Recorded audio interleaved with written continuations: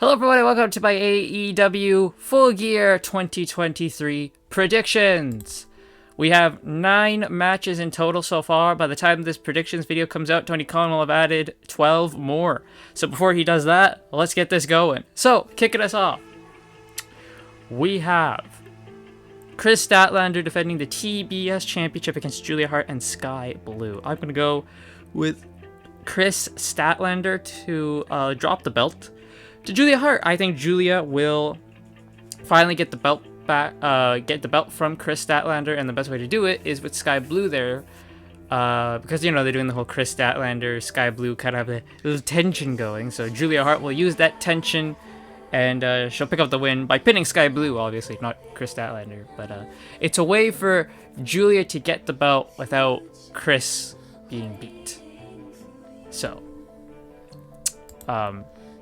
I have a feeling Julia Hart will win the TBS Championship. We have MJF defending the Ring of Honor Tag Team titles against the Guns. Now, they're building up this thing that MJF needs a partner, which I keep saying I don't understand why. He defended the belt against the Righteous on his own without a partner, and no one batted an eye.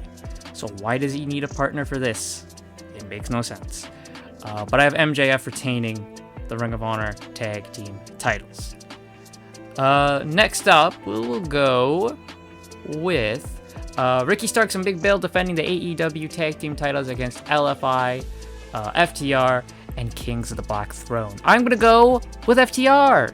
I don't think they should have dropped the belts in the very first place. So, I mean, I think they only really dropped it to them because Cash was hurt. I think it's stupid, you know, good for Ricky Starks, you know, he gets a belt and all that, but really, I don't think this title run should have even happened.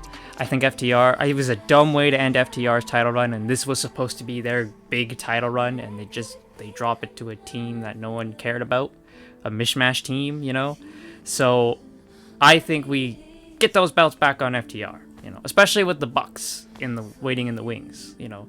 What should have been on this show was FTR versus the Bucks 4, you know? So, but that's my pick. FTR gets those belts back.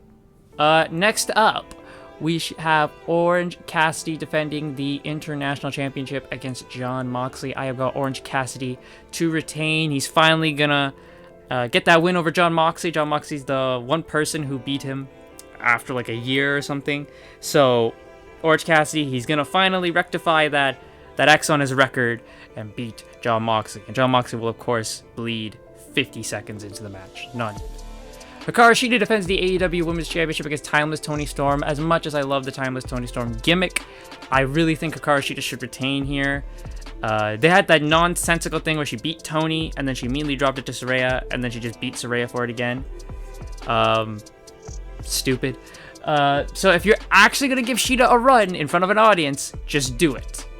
Okay, Toni's time can wait.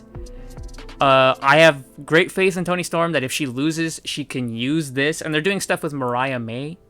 So she has something to do if she loses with Mariah May. So she won't be just like out of our field of sight. She's got something to do on TV after. And she can work her way back to the belt easily. And no one would question it. So I'm going to pick Hikaru Shida to retain.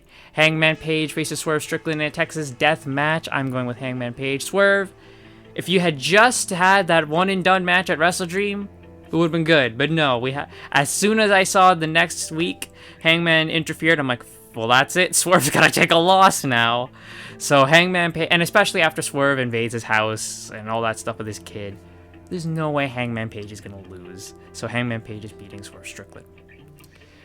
The Golden Jets face the Young Bucks. If the Golden Jets win, they get the Young Bucks tag title shot. If the Bucks win, the Golden Jets must disband. I have the Young Bucks because, like I said, we're building to Young Bucks versus FTR 4.